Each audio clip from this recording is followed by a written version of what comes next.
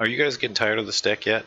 This discard deck? Well, anyway, I tried to make it a little faster, a little more competitive, so and also a little more handle Oko until he gets banned on the 18th. You can mark that as my prediction. Okay, so I put the Mind Rots back in. I took out some of the overpriced guys, like, let's see, there's Sir Conrad. He has left the building. Ob Nicholas still in here. But the theme is going pretty heavily towards steal and sacrifice. So what I found was this Malevolent Noble card, who is pretty interesting because you can sack an artifact or a creature. So it gives us another outlet in case we don't get our Witch's Oven. But this got me to thinking, okay, what's an artifact I want to sacrifice? And there's a Wishclaw Talisman. So I could run a bunch of Wishclaw Talismans and Malevolent Nobles, and that would ensure that I could always Wishclaw Talisman for my Witch's Oven if I didn't find it, or the proper steal. So I could run 4 Malevolent Nobles and 4 Wishclaw Talismans. However, I have a feeling that that might not be the best. So there's no really to find out but to try it. However, I'm having trouble figuring out what to cut. Oko's been a problem. Anytime someone plays Oko, I can't hardly win. So I had to go with 4 Murderous Riders. And I also threw in an Ingress Rampage to help take care of Planeswalkers. And also one Noxious Grasp, which I'm a little questioning a little bit right now. I guess it's not the worst because if nothing else, I can discard it to Rankle and force my opponent to discard down too. But Mind Rot and Carnival still in there, Carnival Carnage. Mind Rot I kind of put back in. It's just so devastating to play this on turn 3 for people. And Judith is in here. She's pretty good. She notably makes our little guys do twice as much damage in every way. Cauldron Familiar becomes a 2/1, and also when you sack it, it does additional 1 damage. So sort of like a Yara. But since they're both legendary, I don't ever want to draw 2 of them. And I have ways to get them back. Blood for Bones is pretty good in this deck as well. Another sack outlet for when you steal things. Now there's only 5 steal your opponent's cards.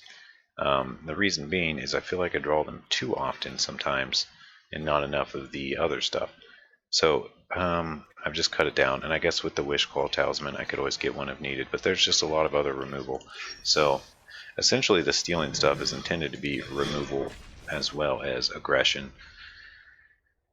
So it puts this deck in a unique place. I haven't really seen anyone else build this exact deck. Of course, the whole sacking things with Witch's Oven is very popular everywhere, but that's not the only thing I'm going for here. I'm just going to turn my game audio up a bit. There we go. And this is a pretty good opening hand. Yeah, we got to claim the Firstborn and a Witch's Oven. What more could we ask for? And a Blood Crypt. So we're sitting pretty good here. And the guy just conceded before we even played. Okay. Well, that's not much of a way to show off this deck. But as you can see, I've been floating around Gold 1. And the main reason I haven't ranked up is I've just been messing around with decks so much. So I feel like I could rank up pretty quickly if I played a competitive deck all day. I'd probably get to Diamond in one day if I just stuck with my most competitive deck. But I've just been playing around so much, so we'll go ahead and drop this in an oven. Now, the reason I like to get the oven out ASAP is that almost nobody can handle it on turn 1, and then you can have it ready to go on turn 2. And actually, I should have played my Noble there probably, but that's okay. And we'll just drop another oven and see if he'll cry a little.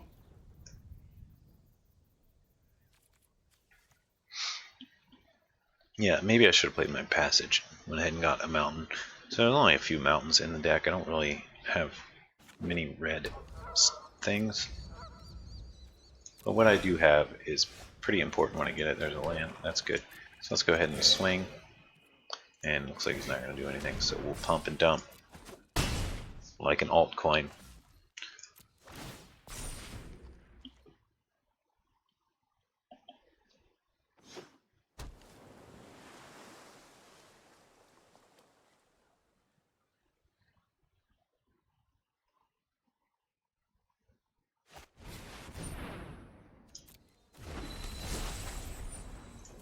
Alright, looks like he's got a little card draw there. That's fine.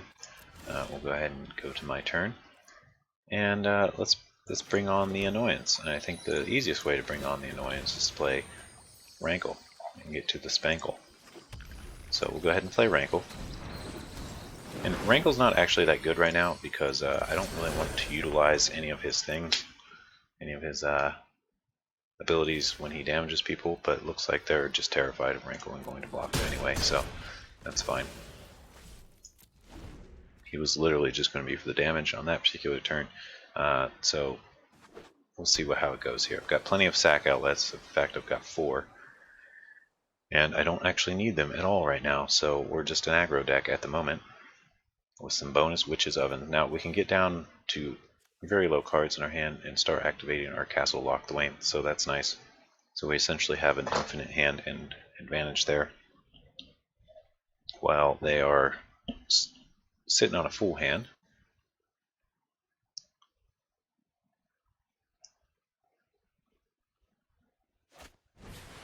And it looks like they're going to play another Seer. So they're trying to find something to deal with this. They probably have like a time wipe or something, so we don't want to get too out of control here and just start playing everything necessarily. But let's go ahead and swing and see what they do about this whole situation on the board that we've got going on.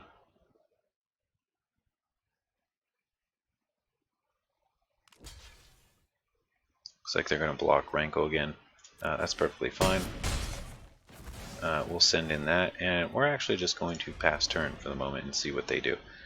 I know we could play some stuff, but I think we're going to see a time wipe soon, so I'm gonna kind of sit back and see what happens. What does that card do again? Okay, add 1 of any color, spin on a multicolored creature, you get +1/+1 counter. Okay, cool. I haven't seen that played too often. So this guy needs 1 more mana for the time wipe. He might also have Planar Cleansing, which would wipe out our Witch's Oven, so if we could draw another one of those to save in our hand, that would be good. But yeah, it looks like we're giving this guy a little trouble. And the reason I didn't pump my knight is because I wanted to activate the Castle Lockwing by the end of his turn.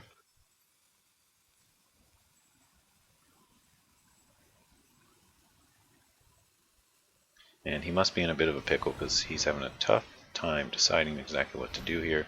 Looks like he's going to play a multicolored creature with a bonus counter on it. It appears.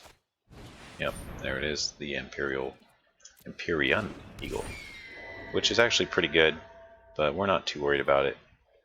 So we'll just let him do his thing, draw a card. Very good. And then we'll go ahead and go to our turn. And we've got a Swamp and a Blood Crypt. So if we play our Swamp, we won't have to take 2 damage, and we'll be able to do stuff and activate Castle Lockplane still. So I think we're going to go ahead and do stuff. Yeah, we'll play this Triumph to wipe out his creature there. And we'll go ahead and just, I think we'll attack with everything here. Seems to be the right choice. We could pump him or draw a card. And I think the answer here is to pump him. Reason being, mainly, what pushed it over the edge for me was I can get him up to 4 toughness, and that will do a little bonus stuff. So let's go ahead and have everyone discard a card. And I'm not too worried about the draw. Yeah, we can discard a Swamp here.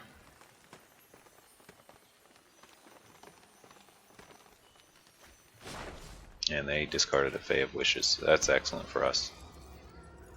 And there we go. And now we've got a even bigger Knight of the Ebon Legion. I predict a time wipe here, and that's okay. I'll get a bunch of food tokens, and I've got my Malevolent Noble to fall back on, as well as a Castle Lockwing to keep on drawing, and I should be able to finish him up here.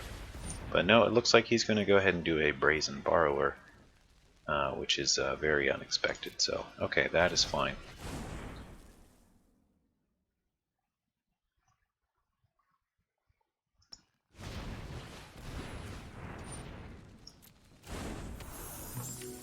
And it appears that is his entire play, so we'll see if we draw some removal. We did not draw any removal, so it looks like maybe our best choice here is to go ahead and play this Mind Rot and really just put the pressure on him.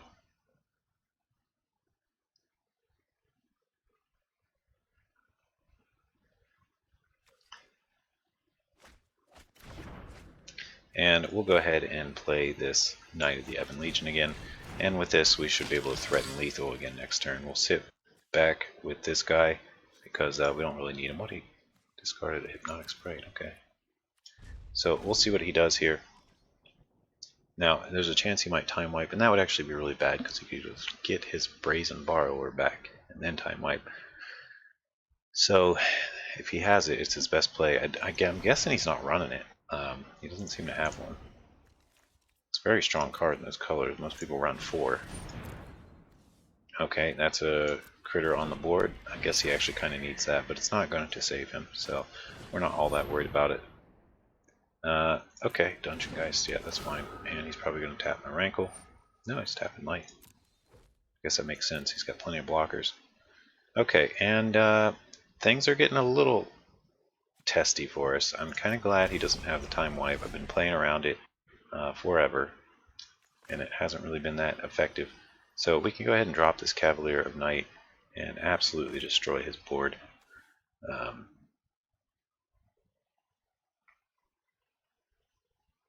However, there's a bit of a problem. We have to sack our Knight of the Ebon Legion, and we also need him to end the game. So it would be better if we could, well, we'll do it anyway, whatever. So we'll go ahead and sack him, and we will destroy the Dungeon Geist. And then we will threaten lethal with the Rankle. He's going to have to block Rankle. I guess that's okay for now. I do want to go ahead and just threaten the lethal. So now we have board advantage, and board advantage is good. I've made 0 use of these Witch's Ovens. You know, on second thought, okay, no, this is fine. This is fine. I was thinking this costs 4, but it only costs 3, so in case I draw a claim the firstborn, I can at least destroy, or steal and destroy. But he's only at 4, so he's really got to get another creature on the board, and there's one that will actually do. Now let's see if he attacks or not. If he attacks, that's kind of foolish, but we'll see.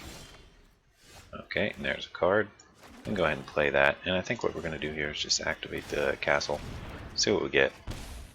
And that's not too good, so we'll go ahead and swing all out here. It looks like he's going to draw chump block. Okay, so I guess at this point we're going to go ahead and just play our Malevolent Noble, and we'll end the turn. And yeah, we've just got to threaten lethal a little harder apparently. And I also want to reduce the cards in my hand so I can draw more with Castle Lock Lane.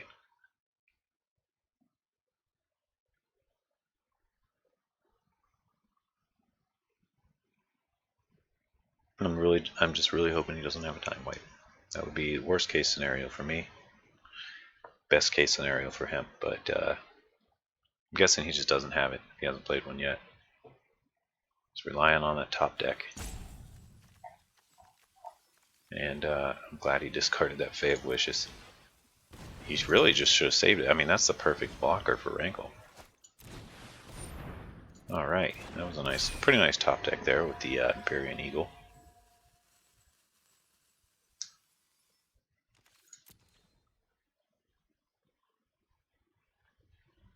And looks like he's all done for his turn. I'm going to stop this on my upkeep. Actually, it doesn't matter. I can play my Swamp. And then still have 1 card in hand, so either way. I'm talking about the Castle Lock Lane here. Okay, so there we go. We got a Blast Zone. That's actually pretty good because everything of ours costs 1, 2, and 5, and he's got a double 3 drop. So we'll be able to absolutely devastate his board pretty soon here. We're going to go ahead and send in the Cavalier of Night, I think, here. And see what he does about it. He probably will double block. No, he's going to single block. That's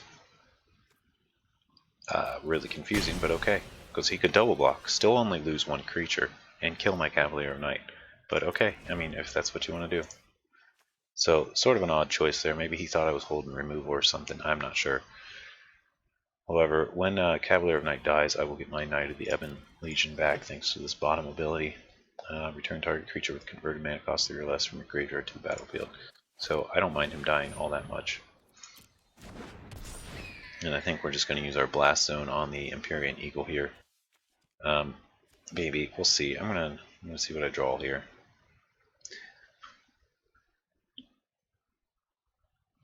Yeah, pass to attackers, sure, whatever. We're gonna go to the end of turn, so I'm just basically passing until you get to the end of turn, sir.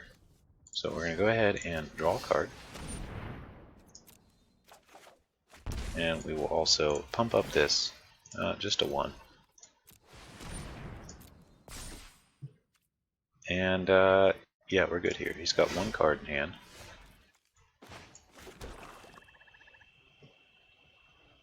And we could make him discard it. But what I think I'm going to do here is just send in... Yeah, I'll send in... This is tough. What's he holding in his hand? It could be something good. I need to just get 1 more damage through, and Carnage could kill him. So that's super nice. Okay, and it was a counter, so that's good to get rid of that. And I could buff the Malevolent Noble up twice. Yeah, oh, what just happened? I did not mean to pass turn, I meant to attack. Oops. I'm just going to go with oops on that. Okay, that's actually fine though, because what we're going to do here is just put another counter on our blast zone at the end of turn, and that should be the end of him.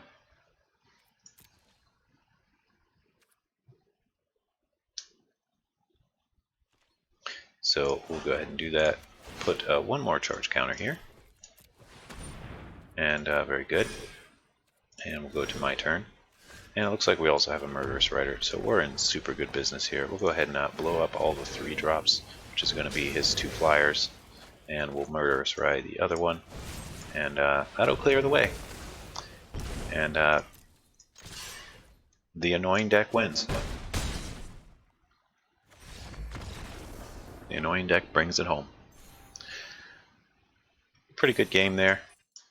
It would have been a lot harder for us if he was running those 4 time wipes.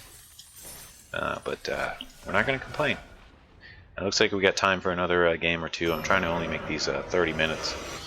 That way they don't go on forever.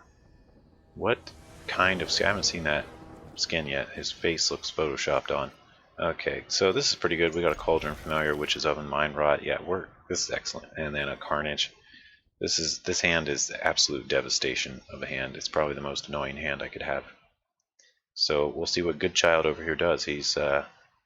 Maybe he's been a good child, but he's going to feel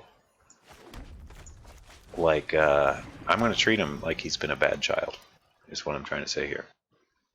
So all kinds of whoopings, all kinds of stealing your stuff and destroying it. You get a new pet dog, I'll cook it in the oven. If I can steal it anyway. But in the meantime, I'm just going to be cooking my own cat in the oven and letting itself eat itself. Come back on the... That's, that would ruin a kid. Imagine if you were a kid and someone just kept doing this in front of you. Cooking a cat, then letting the cooked cat eat itself, and that way it could come back to life, and then cooking it again, and just do that endlessly forever in front of a child. So that's how we treat this good child like a bad child. I don't know what the heck I'm talking about. Man, maybe I should...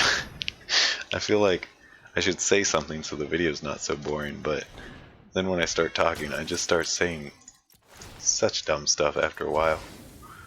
Because I have nothing better to talk about during my opponent's turn. Anyway, we'll just keep at it. So he's really going to hate this turn, because we're basically just going to play a Mind Rot and let him get rid of 2 cards. Force him to get rid of 2 cards. People hate this. I know I hate this. He just ruins my game plan. And that's the whole plan. It's to ruin their game plan. If I draw a land next turn, I'm going to do it again, except with Carnage. So, I'm really trying to ruin his day. I'm trying to be the most annoying player I can here. Bad child. Bad child. And looks like he tossed 2 lands. That's actually not too bad, because now he might miss some land drops, and hopefully it ruins his day. One of them was a Tranquil Cove too, which would have buffed his Johnny's Pride mate. So, guess he's probably not too happy with us right now, but at least he's got Linden, the Steadfast Queen. She's pretty good. Okay, so he gains a life, and it buffs up a bit. That's okay, because we can just block with this little kitty cat and let the terror begin. And before my turn, we'll go ahead and drop the kitty back out there. Delicious.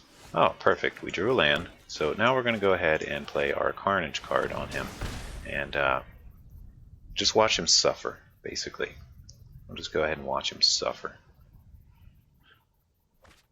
Oh my. Yeah, that's suffrage, alright. And I'm all done after that, so I'm just going to full pass.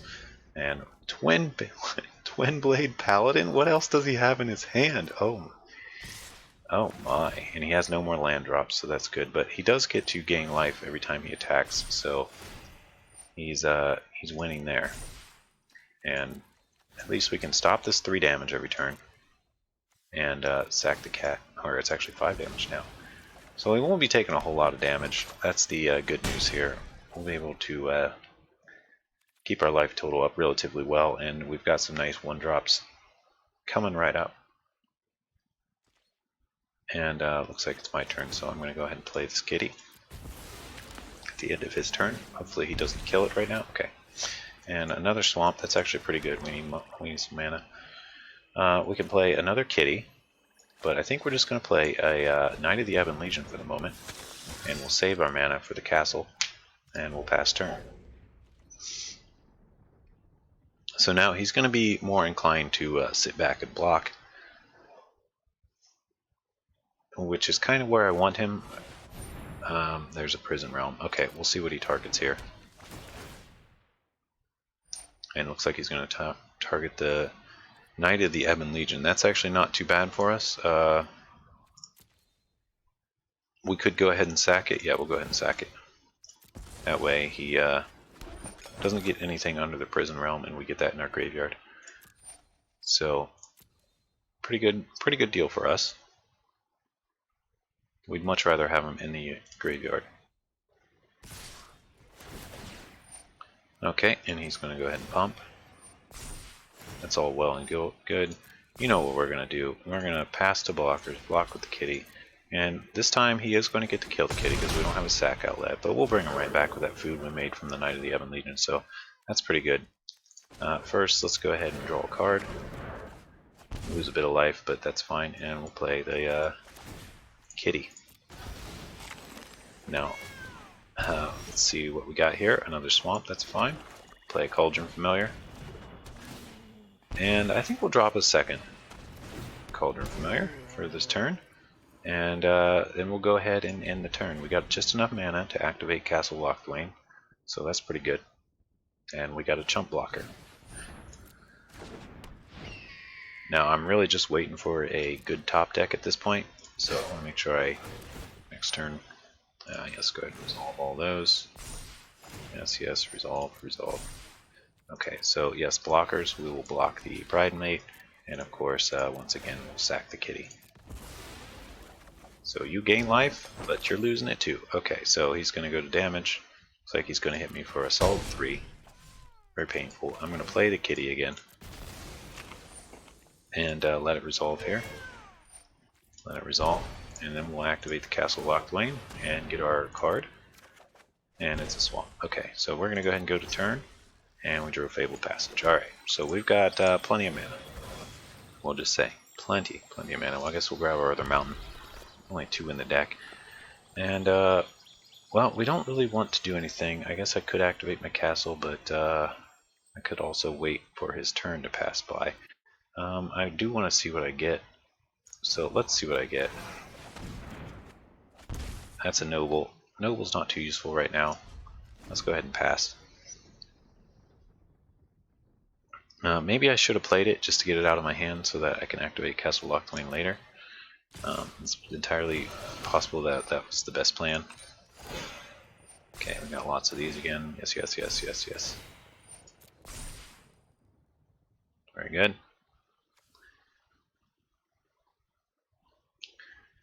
So we're actually getting to be in quite a bit of a pickle at this point because we haven't drawn what we needed. Maybe the Malevolent Noble wasn't the best choice for the deck. That's remains to be seen, but also I should have played it.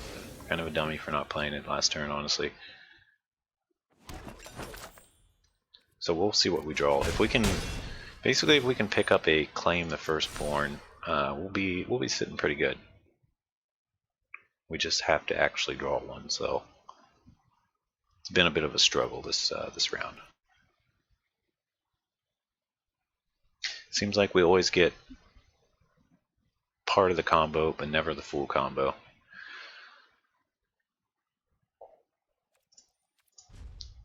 Alright, yeah, do your thing.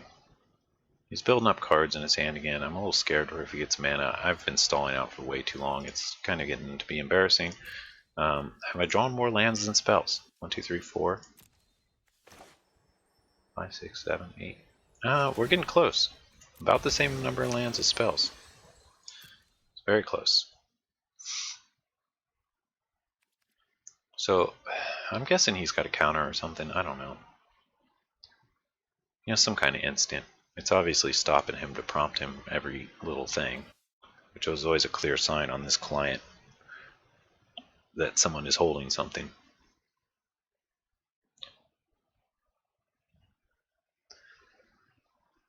Come on, man. Just click a button. There you go. Is that so hard?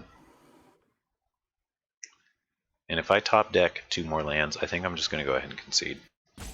So we'll see what happens here. But, you know, at this rate, I'm totally expecting to keep top decking lands. He top decks all spells, I top deck all lands. Come on, man, just click a button. What are you doing? If you want to sit down and play Magic, this is wild, but you should play Magic if you sat down to play it. I know, that's crazy, right? So crazy. That's actually really good. So we'll see what he does here. I don't want to blow my hand too soon here. Or use the Noxious Grasp when I don't need it. But we're going to go ahead and pass turn. And it's just waiting on him. So go ahead and click your button, opponent. You can do it. I believe in you. Do you believe in yourself? And yet he's getting more counters on that thing. Okay, he's going to give it God's Will. That's kind of what I was thinking. That's the reason I didn't play the Noxious Grasp. But now I can play it in response, and it's just an epic win at this point because, oh, never mind. So that's going to do it for the game, actually. He's got me because he's going to give it protection from black and kill me. Very good. Well played, sir. Well played. Alright, that's going to do it for this video. It's been a lot of fun. Unfortunately, I had some bad luck on that last game. What do you think I should add? I'm kind of feeling like, I know this is crazy, but what I'm feeling like is I should go 4 Malevolent Nobles and 4 Wishclaw Talismans, and maybe change a few other things, but that way I can always get the right thing I need, whether it be an Act of Treason, Claim the Firstborn, Witch's Oven, Cauldron Familiar, Murderous Rider. I can just grab it with the Wishclaw Talisman and then sack the talisman to the Malevolent Noble before my opponent gets it, so they don't get to search a card. So it's basically a Demonic Tutor that costs 1 more, and then I gotta pay another 2 to sack it. So it's okay, I could drop it any time, but when I activate it, I also want to have this ready. So it's going to be a total of 3 to activate properly, but I get a little buff on this guy, so that's nice. Alright, well, that's been a good time. It's been fun. I don't know if this one's going to make it to YouTube. I want to have some good games in this live 30-minute session, really, but I had a few good ones, or one was really good. The last one there was not bad. I just kind of stalled out by drawing all lands and then getting this noble when I totally didn't need him. I needed to claim the firstborn, so maybe I should put a 4th claim the firstborn in here. It does seem really good. That might be the way to go. Noxious Grasp was also really nice. It just didn't matter anymore. So I don't really want to take out that. Piper of the Swarm might be able to go, but it's also quite nice too in the deck. Yeah, alright. Well, I'm out. See you guys.